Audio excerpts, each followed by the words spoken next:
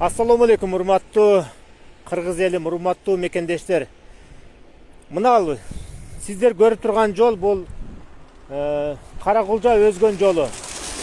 Кара-Кулжа айылы бул жакта, өзгөн бул жакта. Бул жол мындан 40 жыл мурун союз мезгилинде ремонттолгон боюнча оңдоло элек.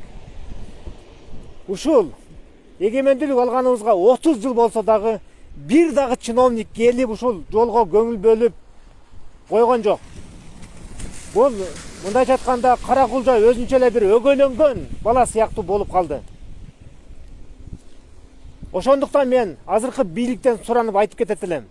Ушул Кара-Кулжа жолуна сөзсүз түрдө көңүл бөлүп карап коюңуздар.